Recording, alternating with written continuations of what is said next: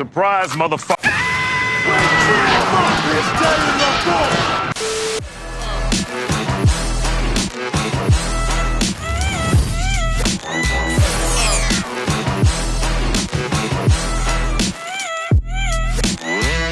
Chaos Dwarfs, Chaos Dwarfs, Chaos Dwarfs, Chaos Dwarfs. What's up, guys? Mason105 here, and welcome back to another reaction video. And today, we're going to react to the Chaos Dwarfs trailer. And I'm not going to do this solo. I am with a special guest. Say hello to the Radude. And it's the Radude joining in on this. Yeah. This is like the first time I've ever done a reaction video with someone else. Happy to be here, man. The moment of truth. It's always coming to Total Warhammer 3. Let's freaking go. So what you got, CA? Woohoo! Let's see. My heart is beating so fast. Forsaken, abandoned to the dark. What choice but to follow the flame? Are you hearing this? Whoa! Yeah. Are you seeing this? Blunderbuss. The fire to tear down the old ways. Yeah, I know. Burning away Hobgoblin saw there. fear, Hobgoblins. doubt, Who's that? and weakness. Zatan the Black, I It's think. him! Satan! Oh, look at Nothing the cities! remains but power and ambition. Their factories look This absolutely roaring awesome. fire will always demand more. Cause a doom More with Chaos fuel. Dwarfs. Right? Oh, I think that's a mortar. Sacrifice. Oh, the train! Choo choo Charles train! Fiercest heat Iron Demons. to forge the hardest steel. Destiny Infernal Guard. rising from within. Drasvat the Ashen. Oh, is that him? Oh my god! Yeah.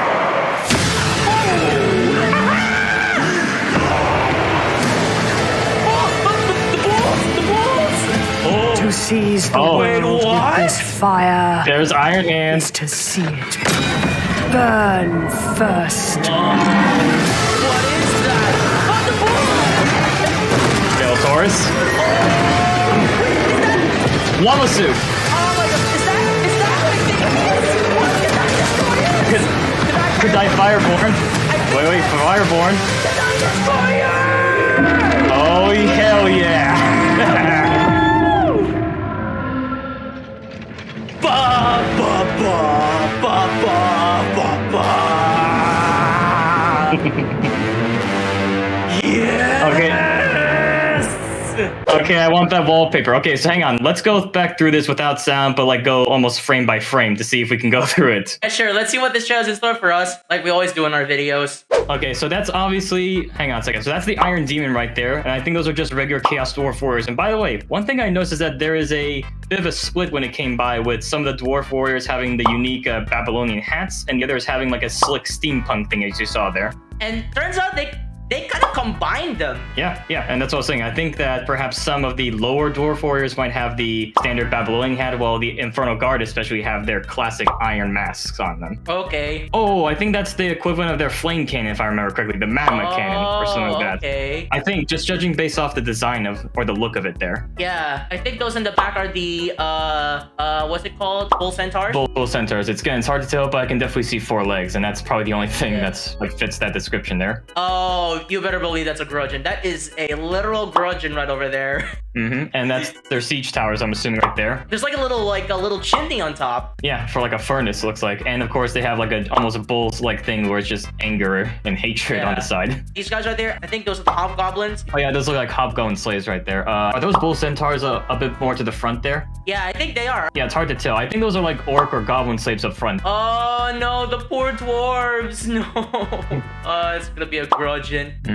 It's like if Thorgrim knows what's going to happen, he's like, I just realized this is much worse than Teclis calling me short. Probably, yeah. Because it's from a race that was once your own kind. Yeah, I know. Ooh, okay, so those are bull centaurs and those are wielding dual axes. So I hope there are multiple varieties and blunderbusses right there. Yeah, damn blunderbuss. Look, they got the big hats as well for that one. Okay, so those are definitely orc slaves right there. That's a hobgoblin right there, you can tell from the clothing. And it's almost as tall as an orc, definitely not as nowhere near as small as a regular goblin. Oh boy, can you imagine a hobgoblin staring at Brom? He'd probably say like, huh, more room to stab him. Okay, now I can tell from that one, you can see from the model there, from our discussion, like before, that is definitely Zatan the Black. You can tell it's a big update, but still keeping some of the old stuff with him, like having his axe, his shield, the hat. Okay, that's definitely a hobgoblin on the left there. You can see based on like his attire. And we are now in, where is this? That's definitely one of the big cities of the Chaos Dwarfs. I can't tell exactly which one, whether it's the capital Zarnagrand or the Black Fortress, or maybe the Tower of Zar being another one, but it's definitely one of them. Oh my gosh, look at the city design of the Chaos Dwarfs. Huh, I wonder if that's what one of their sieges will look like. Oh, that involves the wagons right there. Yeah. For the wait, hang on. This either could be just part of the trailer, or it could be alluding to something that could be in the gameplay, whether it's a mechanic or like an actual unit variant there. Oh my gosh, look at this. I am jaw-dropping right now.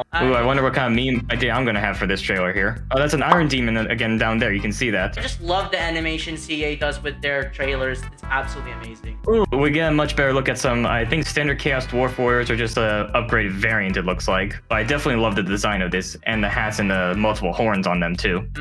That's gotta be the Dreadquake Mortar. I recognize that design. Yeah. Oh yeah, if you look down there, that's the ammunition right there. You can see it looks like giant tomatoes almost. And they have a skull. Oh, I can't wait to see like the ogre loading it up there. Yep, that was definitely an Iron Demon down there. They have more? Oh, if you look at the right, there's the other variant, the melee one called the Skullcracker, I think it was. Yeah, it's a literal chainsaw. A blender and pickaxes up there. Yeah. You know what I'm going to name it? Because you can name units with the game. You know what I'm going to name it? What? My goal is melons. My goal is melons? Can you guess who says that? No. I'll just say it. Denji.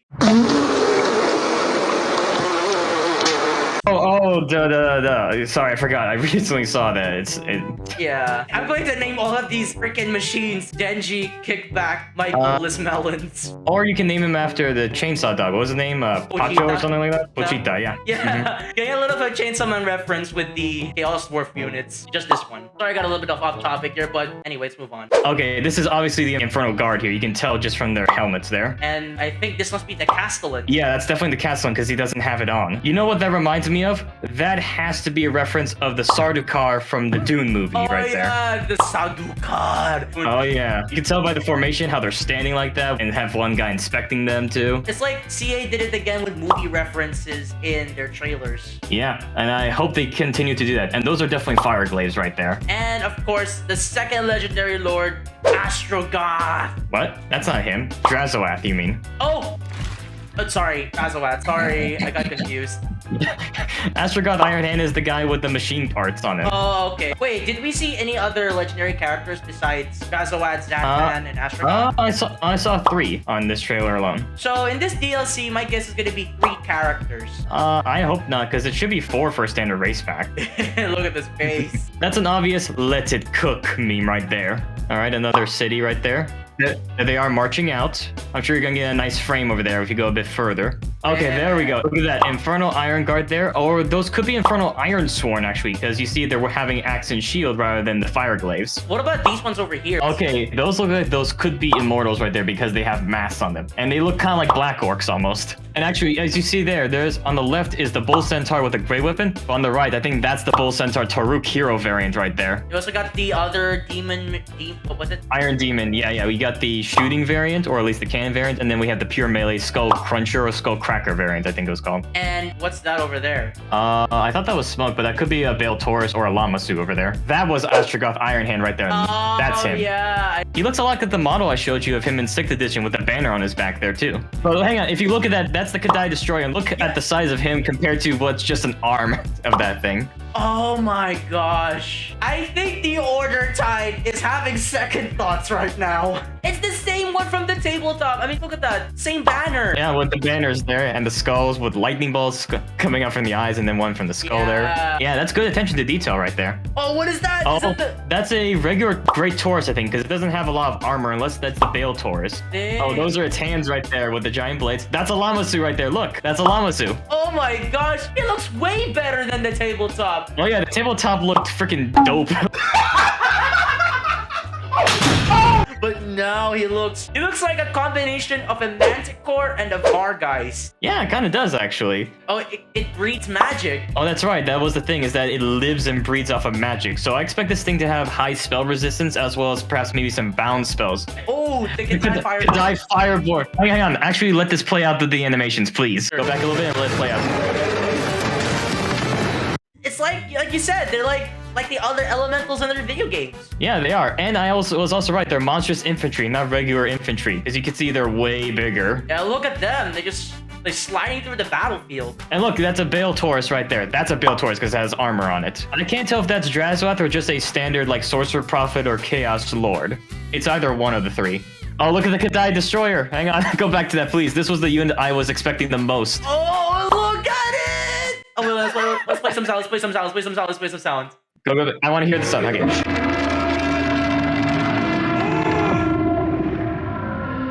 Okay, that was good sound design right there. And I want that wallpaper so bad. Me too. Now let's take a look at the vlog. And look, it's the first thing right there. The honestly not really that secret is out of the way. Did I not shut this bag? At long last, the missing piece has been experienced you have all been waiting for is on the way. Nice. And April 13th, so mark that on your calendar.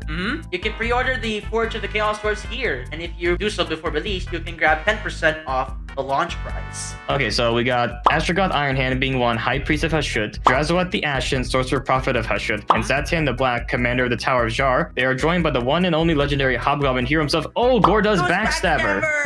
Okay, so I think this must be it. It's still a race pack where it has 4 characters, but they're doing with 3 legendary lords and 1 legendary hero. This maniacal group intend to construct the great drill of Hashut, with which they will burrow through the very fabric of reality itself to conquer both the known world and perhaps also far more. Oh, so that is going to be their main campaign from the Realms of Chaos there. Like make a big drill or something? Well, that's what it says right there. I wonder what they're going to do with that.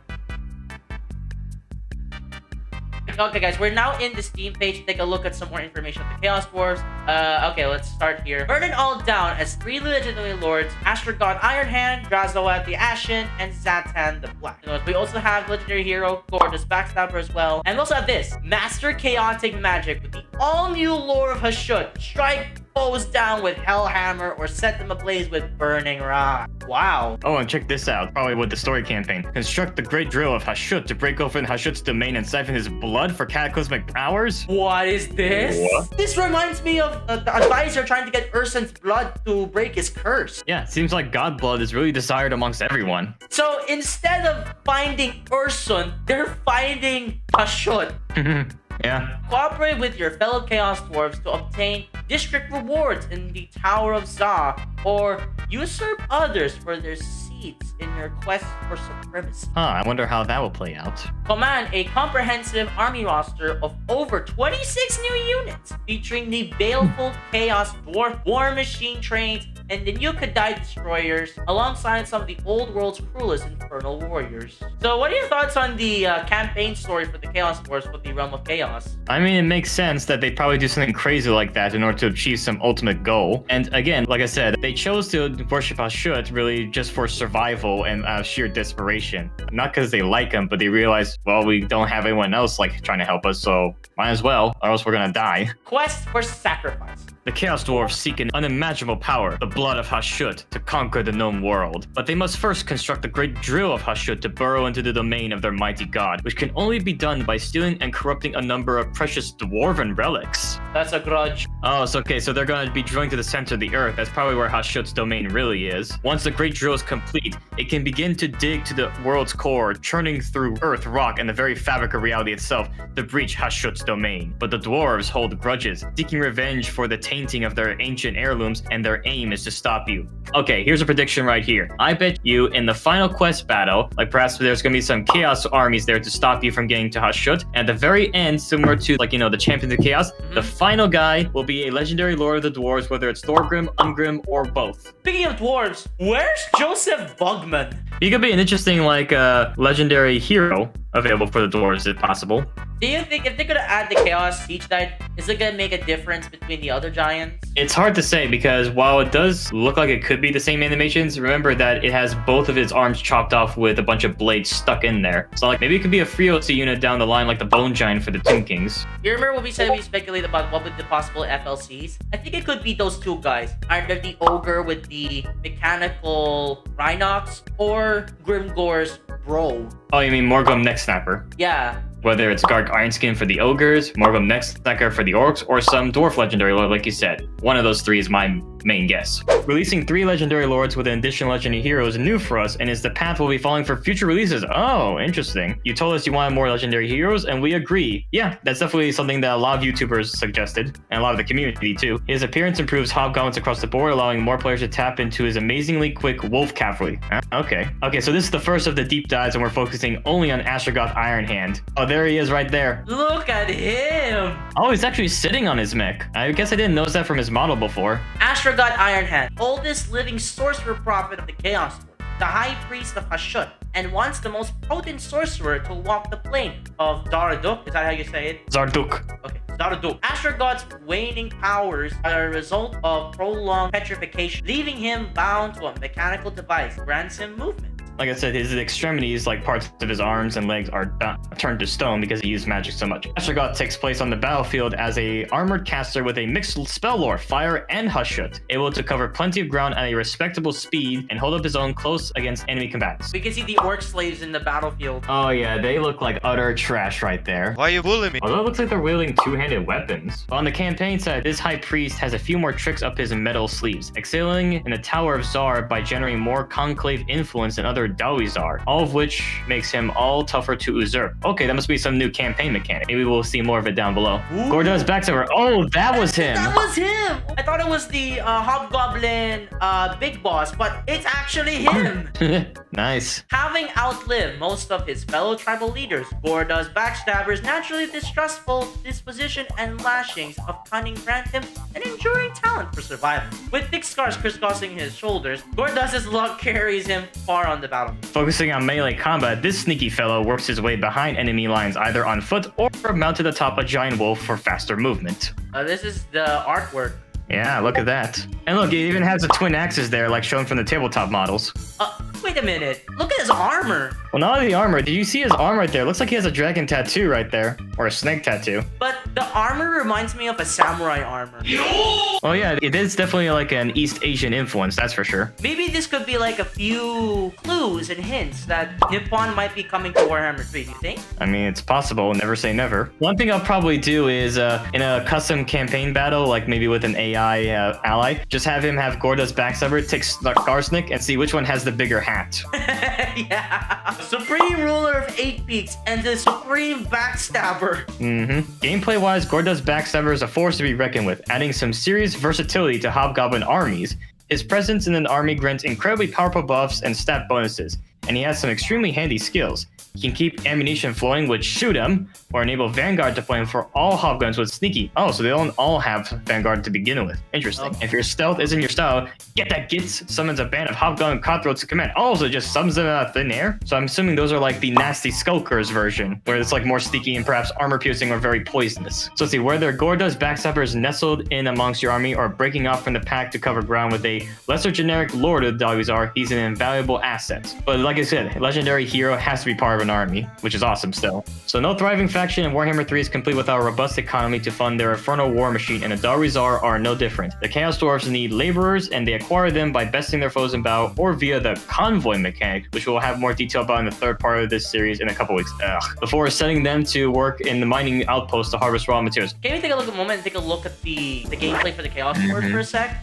Okay, so we got regular money over there. I don't know what that is, up for 62%. I wonder if that's the convoy influence or something like that. And is that the drill? Yeah, this has to be in the realms of chaos there, because that has to be the drill. One of them looks like a bowl thing, so there's probably some religious mechanic there. And I think this is like military resources, and I think factory resources. So I think this is the upgraded version of the slave mechanic, don't you think? Definitely looks like it. And I hope that if there is something like this, the Dark Elves could definitely use maybe a bit of an oomph. But maybe they could use something a little bit more flavorful, if not just better.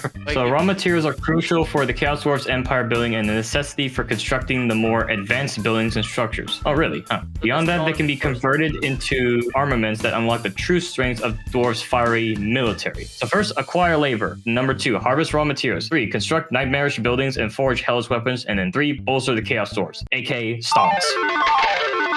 Plus, let's not forget the power of the treasury, earned by winning battles, constructing outposts, right? Utilizing factories and selling arm events via convoys. Oh, so you can actually sell stuff. Huh. The Chaos Dwarfs have many avenues with which to earn some serious coin, and it's up to you to ensure the gold keeps on flowing. Money business. So I see we got Sorcery District, Military, and then I think that's Industry District. So the Tower of Zar stands tall within the Chaos Dwarven capital of Zar Nagrund. It's a political background for the Dari Zar and key to their success as an all-mighty faction of chaos. Vying for seats within the tower will grant a diverse range of bonuses and rewards to the Chaos Dwarfs. It also presents an opportunity for some competition between the factions outside of Warfare thanks to multiplayer compatibility, adding a cooperative edge to the campaign experience in the form of districts. Districts can then benefit the entire culture of the Chaos Dwarfs, encouraging all to work together to enhance Zar Nagrund for everyone's benefit. So perhaps this is a way like you and I could play Chaos Dwarfs and not feel like we're constantly butting heads like if we were playing, say, Tomb Kings, but be like, okay, well, how are we going to win if we're both fighting for the books? With the chance to experiment with a variety of playstyles and try your hand at some sneaky diplomacy, with the potential for some serious backstabbing, the Tower of Zar is one of the most in-depth, unique, and versatile campaign mechanics in Total Warhammer to date. We'll judge that when we get to the launch. Yeah, for me it's a little bit confusing because I'm actually new to this Chaos Dwarf stuff, but I know the lore, but the gameplay is like, what? Well, I hope they show in like a campaign mechanic gameplay sometime this week, perhaps, if this is all just about Astrogoth. Stand tall with the Bull Centaurs. Serving the Legion of Asgore, the Bull Centaurs are a monstrous addition to the Chaos Dwarf roster. Rocking the upper torso of a Chaos Dwarf and the body of a ferocious bull, these powerful melee combatants are fearsome beasts that, thanks to their high armor and favorable stats, can play both offensive and defensive roles. Don't let their hulking size or preference for great weapons fool you. They are definitely keen-witted. So they're not dumb is what they're saying. Yeah, like you said, the Centigores are like twigs. Yep, I'm actually gonna see if like the Bull Centaurs are bigger. I hope they are, or at least way more muscular. Now if you go down, look, there's a Llamasu right there. Take to the skies.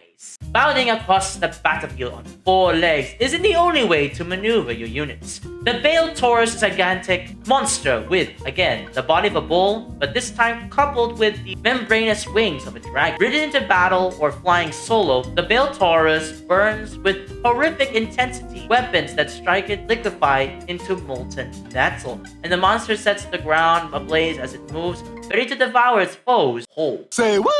The more commonly spotted Bale Taurus won't be the only one on the battlefield, however. The Great Bale Taurus, reserved for the most powerful Great Dwarves, will be and for those wanting to go big. Okay, so those are the Great Taurus, which are just flying bulls that have the ferocity and fiery strength of dragons. Wait, is this like a Llamasu with, like, for a rider? Yeah, probably for a lord type. And this is the feral one. Alternatively, the Llamasu, which is thought to be a rare and interesting mutation of the Great Howdy, it is not a being of rage, but instead a manifestation of sorcerous intelligence. Though not as powerful as its cousin in combat, the Llamasu is instead able to employ magic, launching fireballs at the enemy, or transporting allies on the shadowy mountains in the blink of the what?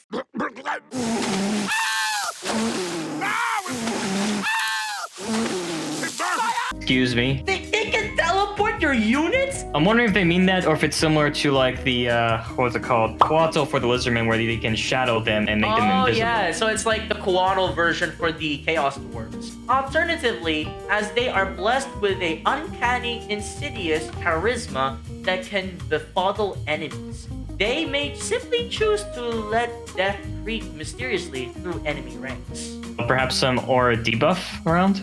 We'll be sharing a more in-depth look at Astro God Ironhand and the gameplay elements discussed above in an upcoming Forge of the Chaos Dwarfs showcase.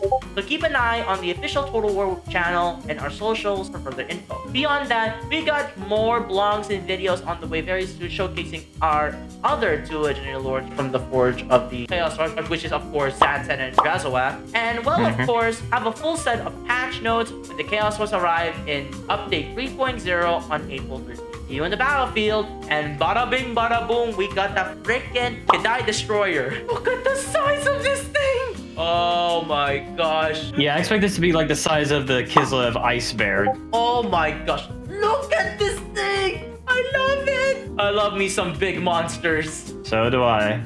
So do I. I wonder if because if you remember the roar that I made in the trailer, I wonder if they got a bunch of influence from what was actually a real device used in history, although it was a torture device called the brass bowl in ancient Greece. What is your overall opinion as of right now? I think I can guess, but go ahead and say it. I love it! I freaking love it! I love it! It's so awesome! Chaos Dwarfs, finally! I can definitely say I think they nailed it with the artillery, with the bull centaurs. We have only seen the Kedai Destroyer when it comes to like the single entity monster units. We have not seen a Chaos Siege Giant yet. Sadly, we didn't get to see the Colossus. Yeah, I mean, I wasn't expecting that anyway. That's a very old model, and yeah, I wasn't expecting that at the launch anyway. And hey, we got the Iron Demons and Kedai Destroyers, so those are things that people wanted way more than Chaos Siege Giant, so credit to them for that. And it's obvious that even though it's a Chaos Siege Giant, it's still a giant. Very interesting DLC, and I'm wondering, like, again, like, I still want to know more, because I think this is just the surface of this DLC. More content. Same as well. And I think I might make a meme trailer about this. Oh yeah, I'm going to as well. Doing my usual standard like meme thing. That's all for today, guys. I hope you enjoyed this reaction video of me and Radude taking a look at the Chaos Dwarfs coming to Warhammer 3. And also take note, guys, it's coming on April 13th. Yeah, like I said, April's gonna be a crazy month for all of us. Agreed. So if you guys want to see some more videos, consider liking this video. Also, don't forget to subscribe and slap the bell and comment down what to do next. Plus, don't forget to subscribe to Radude as well. He makes a lot of fun content on his channel. Thank you. Thanks for watching, guys, and I'll see you next time. Bye.